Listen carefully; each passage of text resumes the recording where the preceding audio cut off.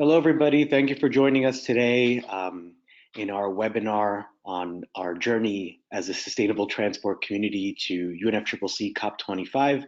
We're really happy you're all with us today, and of course, we're happy that we do have a COP this year after a bit of the crisis that we went through in the past few weeks. But of course, everybody came together to have a new COP ready for us in Madrid in the coming weeks, and I think all of you are very excited and looking forward for a lot of the transport events and sessions that we've been working to prepare all together as we try to raise ambition for the transport sector to be a real player in the decarbonization of our societies throughout the world.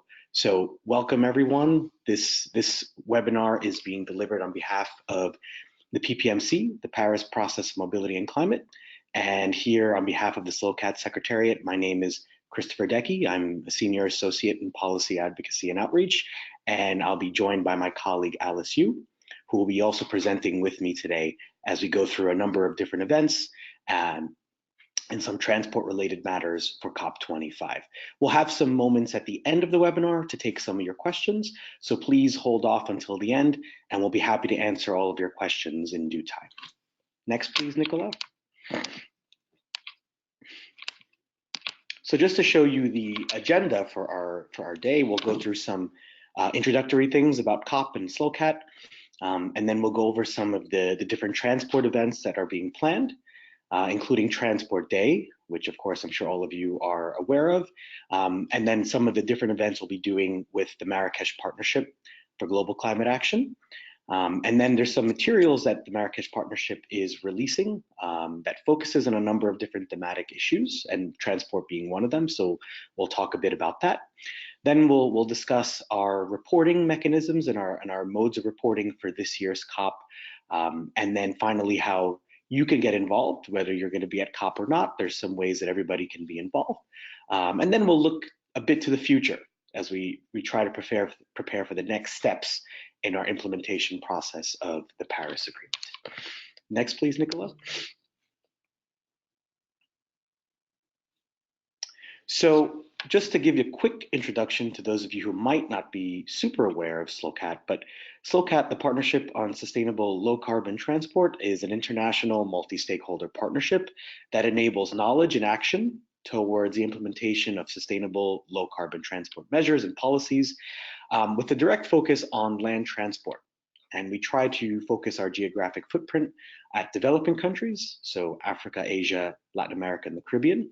And we develop our mission through knowledge, data analysis, policy advocacy, and of course, multi-stakeholder dialogue and coalition building. So everything we're doing towards COP is all part of our mission of trying to bring all of the people who work on sustainable transport together with a interest in raising the ambition in the process and making sure that all of us are playing a role in the decarbonization of our transport systems. Next, Nicola. So as 2019 marks the 10-year anniversary of SLoCaT, we now have over 90 members. So our members come from many different sectors: the transport sector, transport organizations, UN entities, multilateral and bilateral development organizations, NGOs, philanthropy, academia, think tanks, the private sector, civil society. We have a number of different organizations from a wide variety of transport and other sectors. So you can see some of the logos of our members here. Next, please, Nicola. Now, the Paris Process, Mobility and Climate is a platform that is meant to be a means that brings together different sectors, so the public, private sectors, and helps to strengthen the voice of the sustainable transport community in the UNFCCC. It was established back in 2015, and which marked the adoption of the Paris Agreement, and it brings together this diverse ecosystem of both SLoCAT, so you saw all the members that we had before, and then Moving On by Michelin, which is a platform for private sector organizations in the transport sector. So by bringing together these two very important ecosystems, PBMC tries to bring the voice of sustainable transport into the different processes that we work on, primarily the UNFCCC. Next, please, Nicola. So now I'd like to turn to my colleague Alice, who will be introducing the COP25 and then giving you some introductory material that can help you prepare as we move on towards December and COP in Spain. So Alice, the floor is yours. Thank you, Chris. Hi, everyone. So as many of you may know, the government of Chile has made the difficult decision not to host COP25 in view of the complex situation that the country is undergoing. Fortunately, official announcement from the UNFCCC Secretariat released on the 7th of November indicates that in principle, all the activities planned for COP25 in Santiago will be maintained in Madrid, still under the presidency of Chile. Ms. Carolina Schmidt-Soldefar, Environment Minister of Chile, has confirmed to maintain her role as the COP25 president designate, and Mr. Gonzalo Munoz, a business entrepreneur and social change maker, was appointed as the COP25 high-level climate action champion. The mandated meetings usually organized around COP will still take place. These meetings include the CPM, or the Conference of the Parties, serving as the meeting of the parties to the Kyoto Protocol, which oversees the implementation of the Kyoto Protocol. Then we have the CMA, which is the Conference of the Parties, serving as the meeting of the parties to the Paris Agreement, which oversees the implementation of the Paris Agreement. Then we have SEPSTA, which is a subsidiary body for scientific and technological advice, which is one of the two permanent subsidiary bodies to the convention, and it plays a very important role to link between the scientific information provided by experts, for example, from the International Panel on Climate Change, and to the policy-oriented side and the needs of the COP meetings. Then we have the SBI, which is the subsidiary body for implementation, which focuses on increasing the transparency of mitigation and adaptation actions and identifying the finance, technology, and capacity building needs for implementation. Lastly, we have the Marrakesh Partnership for Global Climate Action, or the MPGCA, which focuses on enhancing the collaboration between government and other non-state actors in implementing the Paris Agreement. Its mandate focuses on the immediate ambitious actions before 2020 and the low carbon pathway to the 2050. MPGCA is a very, very important entry point for us to engage in the COP process, and we will come back to this and refer to the activities that we're organizing under MPGCA later on in this webinar. COP26 will be organized in Glasgow under the UK presidency from the 9th to the 20th of November in 2020. At the pre-COP meeting in Costa Rica and the Marrakesh Partnership meeting held in Bonn in last month in October, the SLoCaT Secretariat has established preliminary contacts with the UK COP26 presidency. As you may know, the UK Parliament has agreed to hold an early national election in the middle of December, which overlaps with the last week of COP25. So this results in certain impacts on the participation of officials dealing with the COP26 preparations. Next slide, please, Nicola. Thank you. In addition to these mandated meetings, COP is also a really busy international occasion filled with other activities, such as the pavilions and their side events, off-site events such as the Transport Day, which we will refer to later on in this webinar. There are short sessions of action hubs organized by the MPGCA. There are numerous bilateral meetings and networking events, announcements and launch of new initiatives and partnerships, press conferences, project meetings, and exhibitions. There are a wide range of stakeholders engaged in COP each year, including NGOs, private sector and industry, local practitioners and service providers, academia and students, journalists, representatives from the UN system, and multilateral organizations. It's a really exciting time of the year. Next slide, please. COP25 will focus on 9 topics, with electric mobility being one of them. So last year at COP24 in Katowice, the Polish presidency has established the Katowice Partnership for Electrical Mobility and also adopted the Driving Change Together Declaration. There are other cross-cutting themes focusing on the urgency to raise ambition for implementation, increasing finance for climate action, gender equality, immediate pre-2020 actions, and identifying a low carbon pathway for 2050, and highlighting the role of non-state actors. Next slide, please.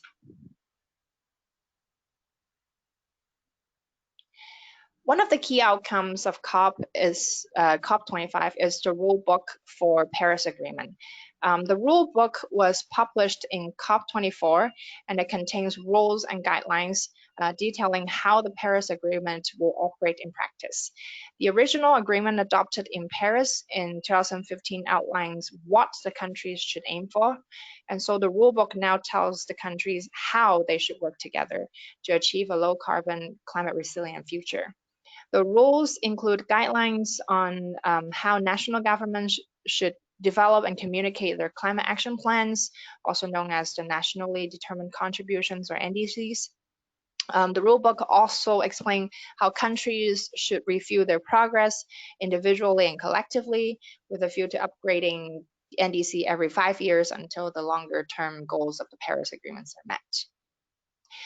The main outstanding issues revolves around Article 6 on carbon markets, focusing on to what extent voluntary international transfer mitigation outcomes, or ITMO, could be used by parties to achieve their NDC obligations. It is very politically sensitive, but very economically important and technologically complex. We really look forward to see how Article 6 will be unfolded at COP25. Next slide, please. So now I'll turn over the time back to Chris, who will give us an overview of the transport activities and events at COP25. Thank you very much, Alice. So as you can see, there's a number of transport events that are being finalized as we make our way towards COP, and things I think are progressing very well with all the changes that have happened. So just so you all know, the big transport event, our Transport Day, will be held on Friday, the 6th of December, and we're finalizing the location to confirm that by the end of this week or next week. So Transport Day will be on the 6th, and we'll provide more information on that soon. And then there's the big thematic action event on transport, which will happen on Saturday, the 7th of December, between 10 a.m. and 1 o'clock. And this event will feature a number of different transport actors and speakers, and will be part of the wider Marrakesh Partnership work on many of the thematic issues that are part of the platform. Now, because of some of the difficult issues in Chile, the Chilean Ministry of Transport decided not to convene the planned transport ministers meeting. So there will be no more ministerial for transport, although there will be other ministerials at COP. But unfortunately, the transport ministerial is now canceled, and they will no longer be hosted at COP25. Now, in terms of some of the other events, there's a merge side event that we're organizing with the Federation of Indian Chambers of Commerce and Industry, as well as ITDP. And that side event has been confirmed. And then there's a number of other events that are taking place in different pavilions, like UNDESA's SDG pavilion. And I'm sure all of our colleagues now will be working together towards finalizing some of these events. There'll also be an event for the Transport Decarbonization Alliance in the Benelux pavilion, and we'll be working on some of the different aspects of those events as time moves us forward. Next slide, please, Nicola. Now, please keep in mind that as we move towards COP25, the Chilean presidency and the Secretariat of UNFCCC are very keen on making sure that everything that was planned, or as much as everything that was planned for Chile, will happen in Madrid. So we're very hopeful that all the events that many of you may have applied for or are trying to put together will certainly take place, and we'll look forward from our colleagues as time goes on to see what finally will end up taking place and where. So we're very hopeful that everything will happen mostly as planned, and in due course, we'll have more feedback and information from the Secretariat and our colleagues as things are finalized. Please note that our exhibition booth, which is jointly hosted by ITDP, SLoCaT, UIC, and UITP, will be taking place from the 2nd to the 7th of December, 2019. So this year, from the 2nd to the 7th of December, we'll have our joint exhibition booth as we've done in the past. So feel free to stop by, tell everybody to stop by. We'll have some information and things to give out, and we can chat there about transport and other matters. So we look forward to seeing you there as well. Next slide, please, Nicola. Now, just to give you all a quick summary of our plan for Transport Day, Transport Day is really a key moment for all of us in the COP process, because we all know the difficult challenge around decarbonization. We all know the work that needs to be done in the transport sector to make sure that we are increasing ambition and aligning ourselves with the Paris Agreement. So this year's Transport Day will continue that tradition of the past, where we bring together key stakeholders in the transport sector around climate action. And this year, what we're going to try to do is assess the ambition of countries in decarbonizing their transport systems, while seeking to better understand the barriers, the challenges that may be preventing the full-scale implementation of sustainable low-carbon transport measures. So we're going to assess where we are today in terms of how countries are faring in their attempts to decarbonize their transport systems, analyze some of the barriers that may prevent that implementation, and then chart a way forward for how the transport sector can continue to play a role in achieving different elements of the Paris Agreement.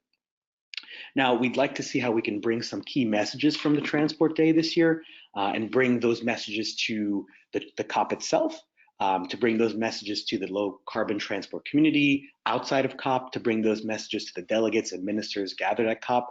So we're going to work together at this year's Transport Day to have a very full number of events and to make sure that the messages and our voices are heard between the wider transport community and then those who are attending COP in general.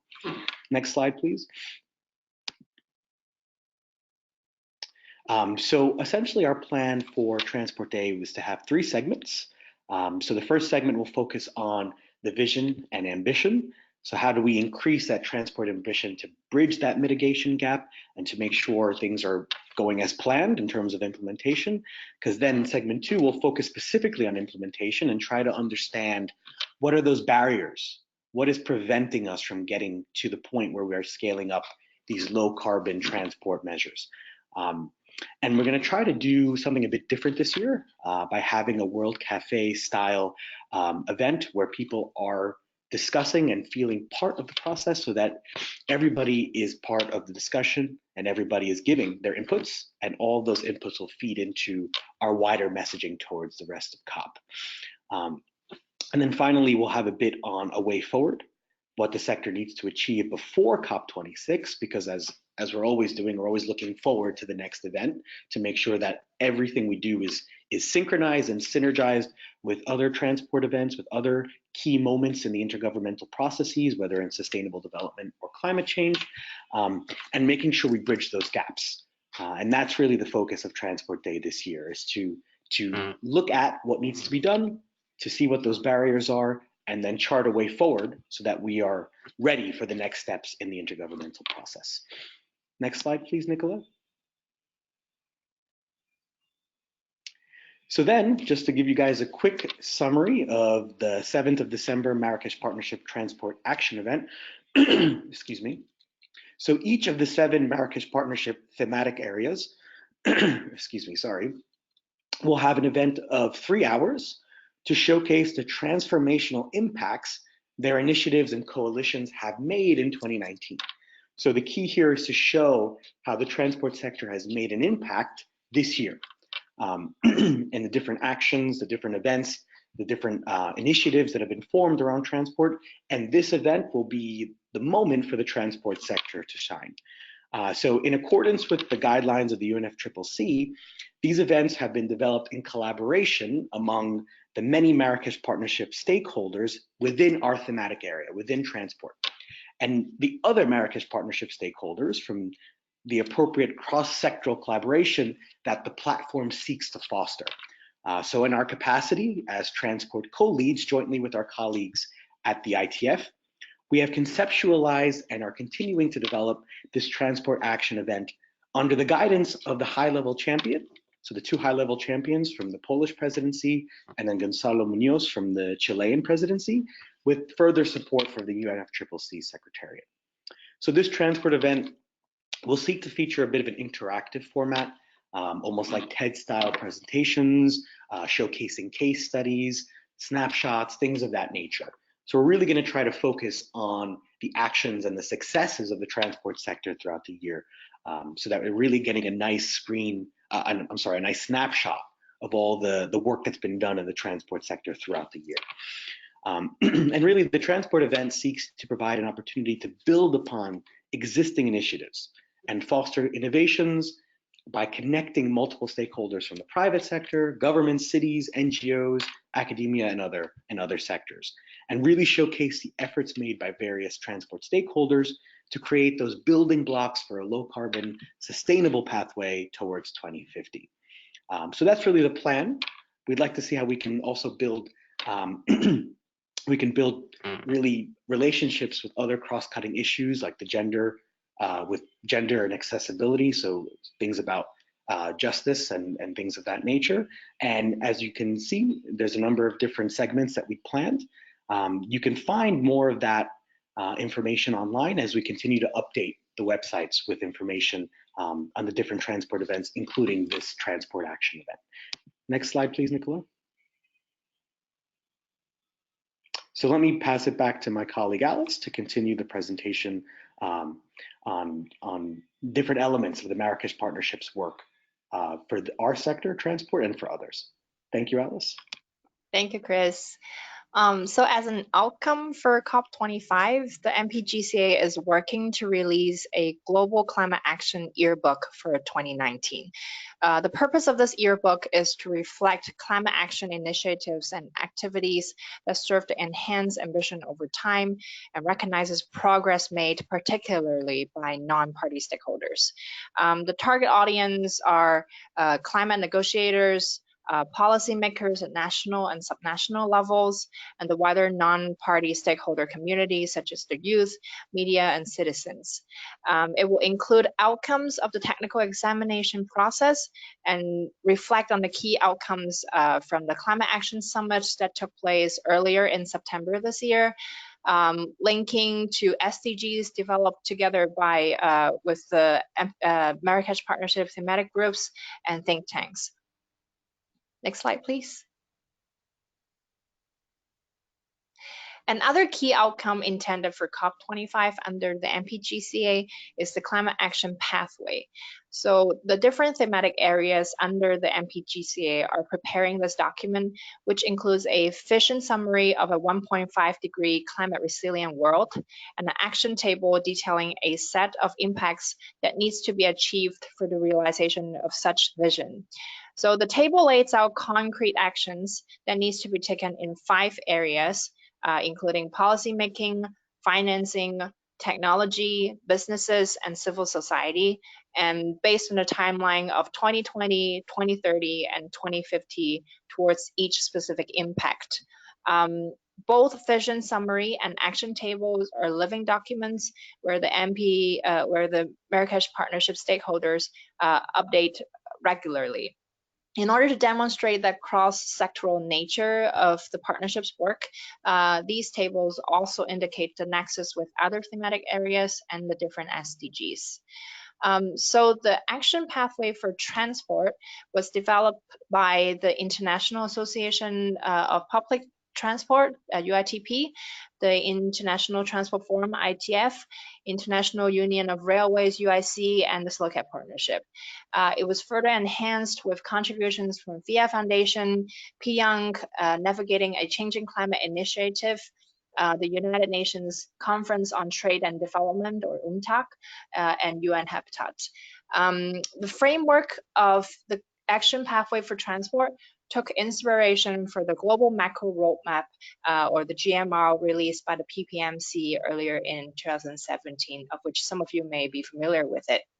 The GMR proposes a phased action process covering a 2020 to 2050 plus timeline with a balanced package of actions, including avoiding, shifting, and improving, avoiding unnecessary transport trips, shifting to more efficient transport modes, and improving environmental performance of fuels and power and intermobility system efficiency.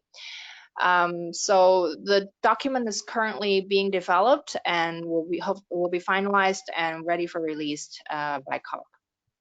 Next slide, please. Each year at COP, the SLoCaT Secretariat, on behalf of the PBMC, captures main insights from sustainable transport events and key negotiations. So this year, we're going to do the same thing as well, because we understand that not everybody will be able to be at COP, and not everybody will be able to follow so many different types of communications and meetings and information released by COP.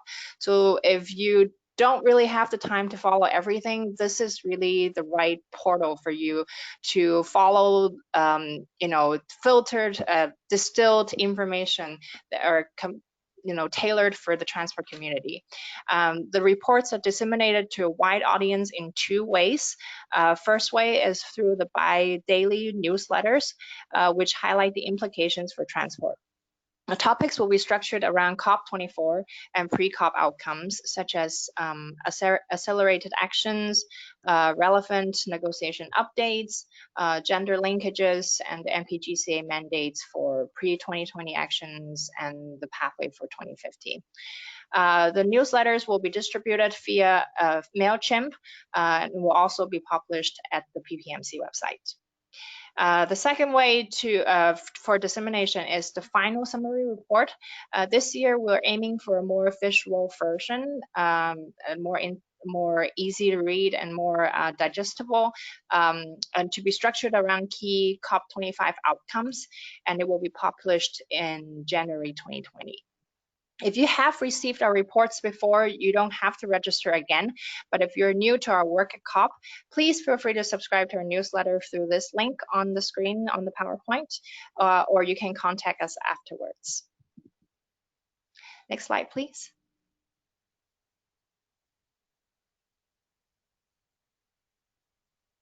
Nicola, can we go? Yeah, thank you. And now I'll pass the time back to Chris, and he will let us know how to get more involved at COP and the way forward to 2020. Chris, the floor is yours.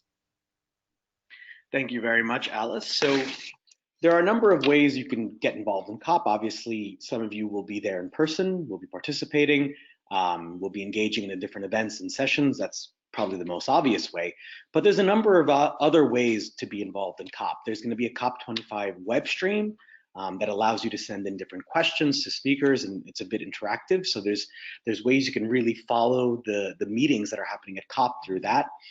Some other sessions and events will have live stream as well. Some pavilions will have live stream, like the SDG Pavilion by UNFCCC.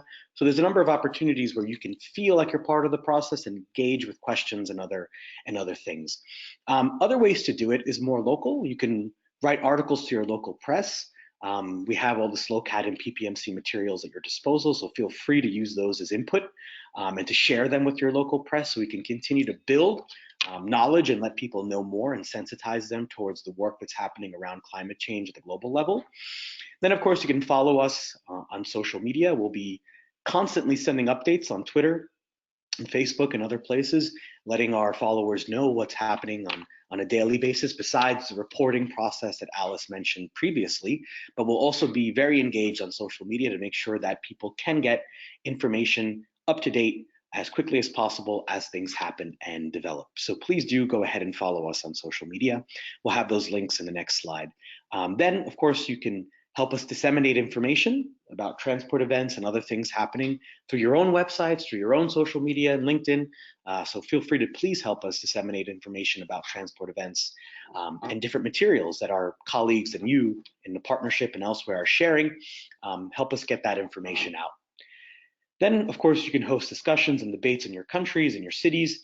I'm sure many of you are involved in local and national work around climate and sustainable development in your countries and your cities. So please continue to be engaged with your local authorities, with your governments, with other stakeholders as you do your work in helping to get to make sure climate and the climate process becomes more important to more people, and we can actually realize the implementation of the Paris Agreement. And then finally, you can write to your UNFCCC national focal point. So somebody from your government who's been designated as the national focal point, you can write to them, engage with them. You can see that website there. If not, you could find it on the UNFCCC website.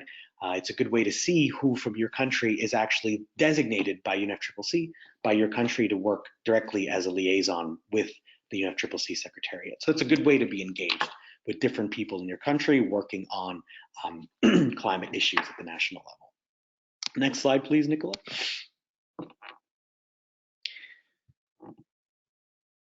Now, as we make our way towards COP, we've come up with a number of different hashtags through the PBMC website, and we'll be regularly updating the PBMC website with information on transport events, with information related to the key messages for COP that we're producing at the moment, and then other things around reporting and such. So you can go to the PBMC website, ppmc-transport.org, and you'll see lots of information there. Tons of update that's happening as we speak. So please feel free to go to the website there. Besides that, when you'll be helping us with your dissemination of information on social media, we have a number of hashtags that the transport community has been using to really scale up the identity of the transport sector around climate change and around COP. So there's hashtag We Are Transport. Now there's hashtag En Route to COP26. Because as I mentioned before, that we're always looking to make sure that we're building synergies through different intergovernmental events like the different COPs. So please continue to use We Are Transport, and then of course hashtag En Route to COP26. And then of course there's the official COP25 Twitter and hashtag handle. So there's @COP25CL, which is the official handle, and then hashtag Time for Action. So please use all that. And then as I mentioned, you can follow our social media channels there, the Twitter, Facebook, and LinkedIn. So please follow us and help us disseminate these messages. Next slide, please, Nicola. And now looking forward. Obviously, this is a key moment, a key milestone in the UNFCCC process. It's the end of the Kyoto Protocol, the second Kyoto Protocol commitment period, sorry. Now the focus is really gonna to switch on the implementation of Paris, and looking forward to the next generation of nationally determined contributions, the NDCs. And then there's this reporting on commitments, which will be released at COP26, and then further cooperation with non-party actors, non-state actors around implementation and raising ambition. Besides all this around the actual UNFCCC process, there are other things that we can look forward to en route to COP26. Namely the second UN Global Sustainable Transport Conference, which will gather transport ministers and key transport stakeholders in early May in Beijing. So that Global Sustainable Transport Conference is a key moment as we work to synergize the implementation of the 2030 Agenda, the SDGs, and of course the Paris Agreement. So synergizing the UNFCCC process and the SDG process. So look forward to the Global Sustainable Transport Conference. We'll be sharing information on that as well as time goes on. There's also the World Urban Forum. So there's a number of key moments in the calendar next year as we prepare for COP26. So en route, hashtag en route to COP26, we'll have a number of different key moments in the calendar to really prepare for building the synergy and linkages between a number of key sustainable development and climate processes. Next slide, please, Nicola. So now we've reached the end of our presentations. It's now time for questions. So please feel free to send us questions in the chat box or to raise your hand to Nicola, and he'll be able to let us know who has questions for us, and we'll answer them right away.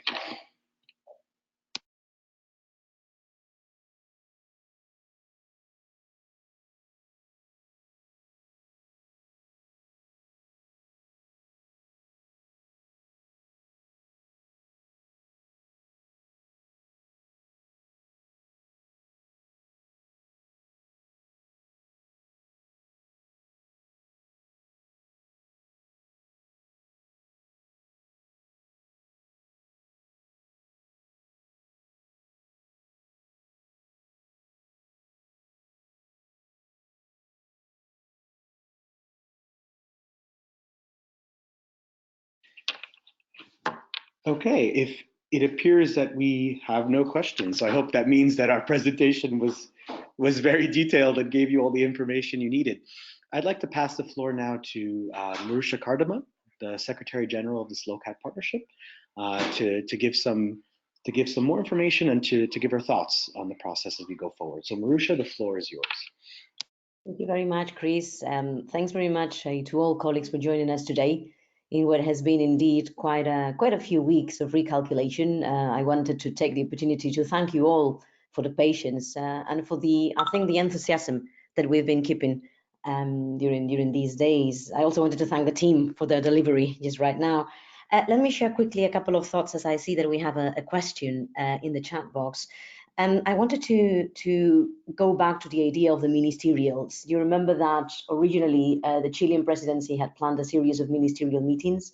You might have seen the official agenda as it was released last week. And it is worth noting that the ministerials that have been kept, energy and finance, have been considerably reduced compared to their original length. Right now, these events are taking lunch slots or evening slots, and they are not necessarily full day events as they could have been originally conceptualized. Nevertheless, they remain very important moments, I think, for all of us to see how we can help integrate and insert there a transport dimension. Particularly, I'm thinking about the finance ministerial gathering and the energy ministerial gathering. So I think this is a call for us collectively to maximize the opportunities and to support parties and other stakeholders who could be part of those ministerial gatherings to make sure that somehow we can still have the transport dimension evoked during them. It's also worth sharing with you, colleagues, though this is still rather informal at this moment, we have been made aware directly by Chilean presidency colleagues that they remain highly committed to featuring in their pavilion and in the calendar, in the program of presidency events, some events related to transport. They are right now in a constant and regular connection with us and the other organizations who had been appointed by them directly to support them in the organization of the Transport Ministerial. So the good news is therefore that the Chilean presidency is not giving up on transport, and they're trying to see how that could happen. Tentatively, the date could be as well the same dates that you've seen on the calendar, the 6th and the 7th, and we will make sure to accommodate the planning of Transport Day and the different segments of the Transport Day program to make sure that you can be at different places when the different events happen. At this point, it's impossible to us to confirm anything to you. We are, I think, gifted to have GIZ colleagues directly in the field in Santiago, talking directly to the Transport Ministry, who are trying to support them in accelerating their decision. Perhaps another thing bearing in mind, colleagues, is that the table of events that you saw is a table of events that have been confirmed so far, side events, Transport Day, Marrakesh Partnership Pavilion, in what has been quite a frenetic set of 2 weeks. But we are aware that there are several others that are being right now prepared by different parties in different pavilions and by different organizations. So it is our expectation that within the next 10 days, that table will be further populated. All that I'm trying to say here is that COP25 might not be the COP that we had originally envisaged, with quite a prominent ministerial setup for transport, but it's still shaping up like any other COP, any other year, with the same mandatory meetings and with the same non-mandatory meetings and with a heavy and rich population of transport stakeholders trying to maximize the space. So I think a collective reflection perhaps to all of us to make the best possible use out of COP25. And last but not least, indeed, letting you know that Chile's main objective with the Transport Ministerial original idea was to create a political process that would kick off and reinvigorate the momentum around transport all the way to COP26. That is why we feel that it's particularly important to accelerate the thinking towards COP26, to establish good connections with what hopefully will be confirmed as the upcoming presidency, the UK, for COP26, and to also bear in mind the critical milestones that my colleagues were talking about that are happening in 2020. We are right now as a team of organizations who were involved in the original ministerial idea, supporting the Chilean ministry to see how we can actually nourish that thinking about maintaining that momentum with different ministerial and technical gatherings throughout 2020 on the way to COP26. I'm going to keep it here as I see we have questions in the chat box. Thanks very much again, and thanks to my amazing colleagues for the good job in delivering and preparing these slides. Back to you, Chris or Alice, to take us forward. Thank you. Thank you, Marusha. Thank you very much. So we have a question, it seems, in the chat box. So I'm going to pass the floor to my colleague Alice. Sorry, not Alice. That's okay. The floor is yours, Yeah. Alice. Yeah, thanks, Chris. So we got a question from Paul Kovner, our colleague from ITS for Climate. Hi, Paul. First of all, thank you very much for sending in your question. Your question referred to that you would like to make an input to COP25. By when would you need any written inputs? So referring to this question, I understand that currently your initiative has resulted in delivering a handbook and also a few briefing papers that you would like to share with the community. And COP actually provides an excellent opportunity to disseminate materials like that. As what we have mentioned in the webinar, we will have a joint booth with UIC, UITP, and ITDP from the 2nd to the 7th of December. So this booth will allow us to display any physical copies of publications. We welcome our partners to leave their publications at the booth. There are also likely to be a screen where we can display digital content because I think since 2 years ago, they have started this rating to discourage printed materials displayed at booth. So if we put too much printed copies, they're actually going to deduct our marks. So we wouldn't recommend you to send in like 50, 100 copies to the booth, but we would welcome you to perhaps send us any visual, maybe a PowerPoint slide so that we can display at the screen and maybe a few copies of the publication, and we'll be happy to put it at the booth. And if you're not going to be there personally, we'll be happy to, if people come in and have questions about it, we'll be happy to make an effort to explain it or refer them to speak to you afterwards. So in addition to that, we are also going to have a section on our website where we promote relevant knowledge products and publications that are related to sustainable transport. So that could be highlighted on the website, and we are aiming at distributing small cards with QR codes that link to that page. So when we're going to different places at COP, we will also be distributing, this website, telling people that, if you're interested in these reports, you're welcome to visit this page, and they will have an opportunity to get to know your knowledge products. And Paul, if you have more questions about it, I'll be very happy to take this up bilaterally with you. And and also another idea for that is that the Transport Action Pathway document that we have just referred to under the MPGCA initiatives, MPGCA, we are also highlighting the different initiatives that are working for sustainable transport, and ITS for Climate is one of the initiatives that we have highlighted. So we have highlighted the work that you have done in that very important document, which will be disseminated widely within and beyond the transport community. And any other questions, maybe from the audience, Nicola or Chris? I think we've answered all those questions, but thank you very much, Alice, for that. That was a very clear explanation, I think. I think we have another question here. Yes, I think it's about updating the ITS 4C section in the document. I think, Paul, if you can just take that up with Alice bilaterally, we can make sure that some of the things that you want to see there can be discussed bilaterally, so no problem there.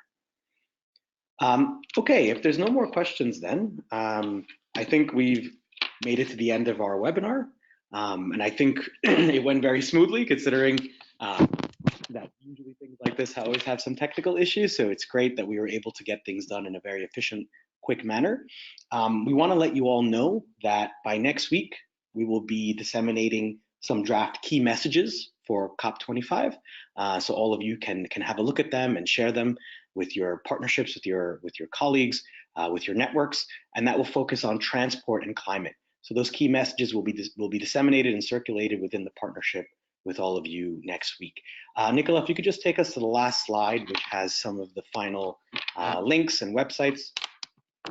So as all of you can see in the final slide, there we are, you can see that the different websites, the different places where you can find information, like we mentioned before, we'll be constantly updating the PBMC website with information on transport events for COP.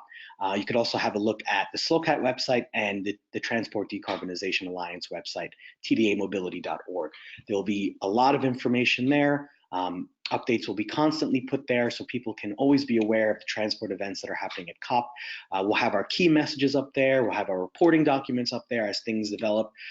So please refer to those websites as time goes on, and you'll have a ton of information at your disposal, whether or not you'll be at COP with us in Madrid. So thank you very much, everybody, for your attention. Please follow our Twitter and our Facebook and LinkedIn, and share that information with all of your networks. So thank you once again, everyone. Thank you to Alice and to Marusha for the presentation with us, and we look forward to seeing you in Spain. So have a wonderful day, have a wonderful evening, no matter where you are in the world, and we'll see you soon. Take care, everybody.